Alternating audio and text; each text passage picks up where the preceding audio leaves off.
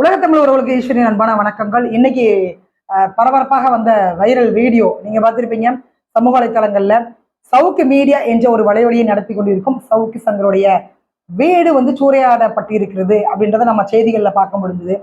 வீட்டில் இருக்கக்கூடிய அனைத்து பொருட்களையும் அடிச்சு நொறுக்கிட்டாங்க. அதே மாதிரி வீட்டுக்குள்ள பக்கெட்டா வேங்க வயல்ல கலந்த மாதிரி மலம் கலந்த தண்ணீரை கொண்டு உள்ள ஊத்திருக்காங்க. சாணி தண்ணியை உள்ள ஊத்திருக்காங்க. சாக்கடை தண்ணியை ஊத்திருக்காங்க.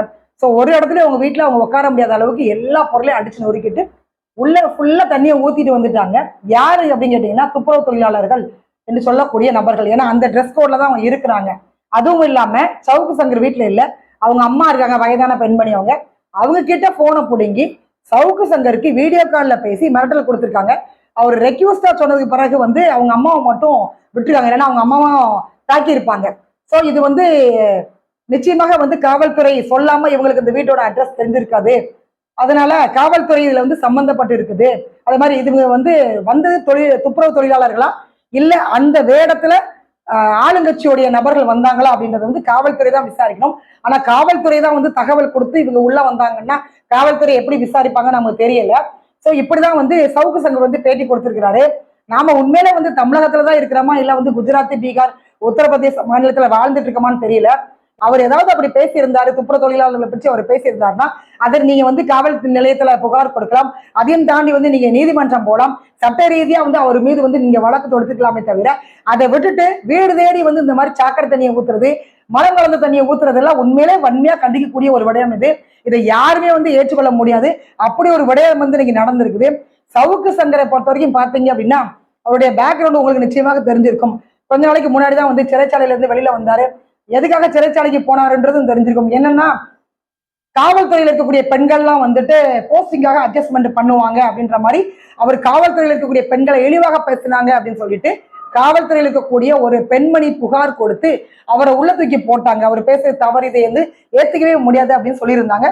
சோ அந்த வீடியோ முழுமையா பாத்தீங்க அப்படின்னா அவர் அந்த மாதிரி பேசவே இல்லை. அதாவது என்ன பேசியிருக்காருன்னா காவல்துறையில் இருக்கக்கூடிய ஆண் அதிகாரிகள் அவங்கெல்லாம் பாத்தீங்க அப்படின்னா பெண்கள் அட்ஜஸ்ட்மெண்ட் பண்ணா மட்டும் தான் போஸ்டிங்கே கொடுக்குறாங்க அப்படின்னு காவல்துறையில் இருக்கக்கூடிய பெண்களுக்கு சாதகமா தான் அவர் பேசியிருந்தாரு. இது காவல்துறையில மட்டுமே இல்லைங்க, எல்லா துறைகள்லயுமே பெண்களை பொறுத்த வரைக்கும் நான் ஒரு பெண்ணா சொல்றேன், அட்ஜஸ்ட்மெண்ட் இல்லாம உங்களுக்கு போஸ்டிங் நிச்சயமா கிடைக்கவே கிடைக்காது. அது சும்மா கதை. பெண்களுடைய திறமைக்கு வாய்ப்பு கொடுக்குறாங்கன்னு நீங்க சொல்றீங்க இல்ல, ஒரு காலமும் அப்படி கிடையவே கிடையாது. கண்டிப்பா அட்ஜஸ்ட்மெண்ட் இல்லைன்னா போஸ்டிங் கிடையவே கிடையாது. மேல நீங்க வரவே முடியாது, ப்ரமோஷனே கிடையாது. ஸோ இப்படிதான் எல்லா துறைகளிலுமே இருக்குது. அப்படிதான் அவரு பேசியிருந்தாரு. சவுக்கு சங்கர் அப்படிதான் பேசியிருந்தாரு. இது தவறாக புரிந்து கொள்ளப்படவில்லை, தவறாக சித்தரிக்கப்பட்டு ஆளுங்கட்சியோட தூண்டுதல் பேர்ல தான் அந்த காவல்துறையில இருக்கக்கூடிய பெண்மணி வழக்கு கொடுத்து இவரத்துக்கு உள்ள போட்டாங்க அப்படின்றது அவரே சொல்லியிருக்கிறாரு. துப்புரவு தொழிலாளர்களை பற்றி நான் எதுவுமே தவறா பேசவே இல்லைங்க. ஏன்னா பாத்ரூம் கிளீன் பண்ணதுக்கு நிதி ஒதுக்குறாங்க.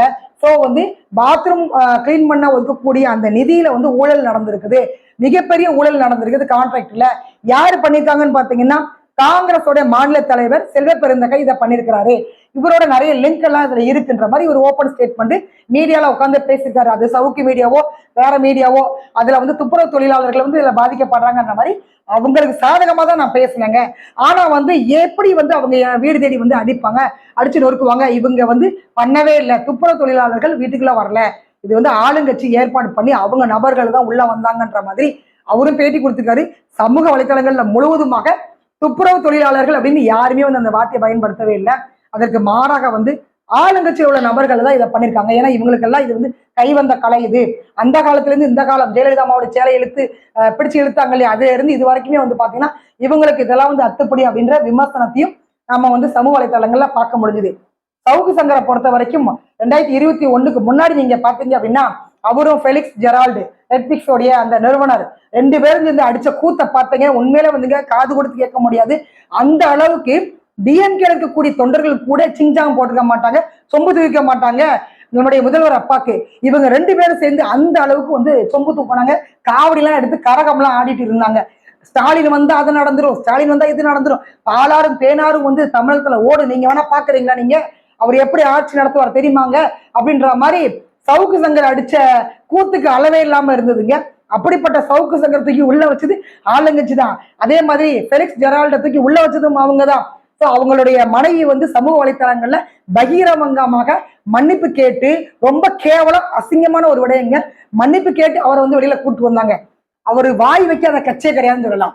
அந்த மாதிரி எல்லா கட்சிக்கிட்டையும் வந்து பணம் வாங்குறது, எல்லா கட்சியும் வந்து கழுவி ஊத்துறது, நான் இந்த ஊழல வெளியில எடுத்துட்டு வரேன், அந்த ஊழல வெளியில எடுத்துட்டு வரேன்னு அவர் வந்து யோகி சிகாமணி மாதிரி மீடியால உட்காந்து பேசுறது, ஒரு நேரம் சீமான அண்ணனை வந்து ஆதரிக்கிறது, ஒரு நேரம் வந்து அவர் என்ன ஆடு மேய்க்கிற வேலை எல்லாம் கவர்மெண்ட் ஜாப்னு சொல்றாரு அப்படின்லாம் வந்து கேட்கறது, ஊத்தி கொடுக்குறான் டாஸ்மாக்ல, அவனுக்கு கவர்மெண்ட் வேலை, அவனுக்கு கவர்மெண்ட் வேலை கொடுக்கும் போது ஆடு மேய்க்கிறது என்ன குறைவான தொழிலாங்க. ஸோ இந்த மாதிரிலாம் வந்து அவர் வந்து கேட்டிருந்தாரு, அண்ணன் சீமானம் வந்து கேட்டிருந்தாரு, ஆடு மேய்க்கிறதெல்லாம் கவர்மெண்ட் ஜாப்பா, அப்படி பேசுறாரு இப்படி பேசுறாருலாம் அவர் வந்து விமர்சனம் பண்ணுவாரு. அப்புறம் எடப்பாடிக்கு ஆதரிப்பாரு, அப்புறம் டிஎம்கே வந்து ஆதரிப்பாரு. இந்த மாதிரி எங்கெங்க அமௌண்ட் வந்து கரெக்டா வருது, எங்கெங்க டீலிங் சரியா வருதோ அங்கெல்லாம் வாயிக்கக்கூடிய ஒரு பர்சன் தான் வந்து இந்த சவுக்கு சங்கர் அப்படின்றத ஓப்பனாவே வந்து சமூக வலைதளங்கள்ல விமர்சனமா நம்ம பார்க்க முடியுது. எனக்கு பர்சனலா வந்து சவுக்கு சங்கர் மீது கோபம் ஏன் வந்தது அப்படின்னு கேட்டீங்கன்னா, கள்ளக்குறிச்சியில அந்த மாணவி ஸ்ரீமதியுடைய மரணத்துல வந்துட்டு முழுமையாக ஸ்கூல் பக்கம் இவர் ஆதரவா இருந்தாரு. அந்த பொண்ணோட கேரக்டரே வந்துட்டு தவறாக வந்து சமூக வலைத்தளங்கள்ல பரப்பிட்டு இருந்ததுல ஃபெலிக்ஸ் ஜெரால்டும் வந்து பேசினாரு. ஆரம்பத்துல இந்த பொண்ணுக்கு ஆதரவா வந்து நியூஸ் எல்லாம் போட்டுட்டு இருந்தாங்க. அதற்கு பிறகு பாத்தீங்கன்னா அப்படி ஆப்போசிட் அவரும் பேசினாரு. அதே மாதிரி சவுக்கு சங்கரும் வந்து பேசினாரு. ஸோ ஸ்கூல் நிர்வாகத்துல மிகப்பெரிய ஒரு அமௌண்ட் வாங்கிட்டாரு அப்படின்னு சமூக வலைத்தளங்கள்ல நாம வந்து பார்க்க முடிஞ்சுது. அதே மாதிரியான வேலைகளை மட்டும்தான் இவர் வந்து பண்ணிட்டு இருக்கிறாரு. ஸோ அதுதான் ஒரு படைப்பா வந்து பார்த்துட்டு இருக்காரு. ஏன்னா அவருடைய சவுக்கு மீடியால வரக்கூடிய அந்த அமௌண்ட் வந்து இவ்வளவு பெரிய வளர்ச்சிக்கு வந்து உறுதுணையா இருக்குமான்றது பெரிய கேள்விக்குறிதான். ஸோ இவரோட வளர்ச்சின்றது விஸ்வரூப ஒரு வளர்ச்சியாக இருக்குது. பின்னாடி ஏதோ ஒரு கட்சி இருக்குது, அந்த கட்சியோட ஆதரவுல மட்டும்தான் இவரோட ஆபீஸாக இருக்கட்டும், வீடாக இருக்கட்டும், இல்லைன்னா இவர் கூட ஒரு பொண்ணு இருந்தாலே ஆங்கர், அந்த பொண்ணுக்கு கோடி கணக்கில் சொத்து எழுதி கொடுத்துருக்காரு. ஸோ இதோட வளர்ச்சி எல்லாம் வந்து ஏதோ ஒரு கட்சி வந்து இவர் ஆதரிக்கிறாங்க, கொடுத்துருக்காங்க அப்படின்றது நம்ம பார்க்க முடியுது. ஆனா அந்த கட்சிக்காவது விசுவாசமா இருக்கணும். இந்த மாதிரி பல இடங்கள்ல வாய வச்சாங்கன்னா பலரும் சேர்ந்து அடிச்சு நொறுக்க தான் பண்ணுவாங்க. ஆனா அதே நேரத்துல வந்து வீட்டுல வந்து ஒரு வயதான பெண்மணி இருக்கும் பொழுது வாயை மூடிட்டு பேசாம இருக்கணும். நீங்க என்ன பேச போறீங்க அதை மட்டும் நீங்க பேசுங்க. உங்களுக்கு ஆதாரபூர்வமா ஏதாவது விடயங்கள் இருக்குதுன்னா அதை வந்து நீங்க நீதிமன்றத்துல போய் நீங்க பாத்துக்கலாம். அதை விட்டுட்டு சோசியல் மீடியால உட்காந்துட்டு எல்லாத்தையும் தரக்குறவா பேசுறது, வாடா போடான்னு பேசுறது, இதெல்லாம் வந்து நீதிமன்றமும் ஒரு காலமும் ஏத்துக்கவே மாட்டாங்க. ஸோ அதனால உள்ளத்துக்கு போட்டாங்க. அப்பவும் காலத்துல வந்துட்டு நின்று 100 விழுக்காடு வந்து ஆதரவு கொடுத்தது அண்ணன் சீமான் மட்டும்தான். ஸோ எல்லா காலகட்டத்திலையும் வந்துட்டு இவராக இருந்தாலும் சரி, ஃபெலிக்ஸாக இருந்தாலும் சரி, யாராக இருந்தாலும் சரி, அண்ணன் சீமான் வந்து அவருடைய கருத்தை வந்து பதிவு பண்ணுவாரு. ஸோ சுதந்திரம் அப்படின்றது எல்லாருக்குமே இருக்குது.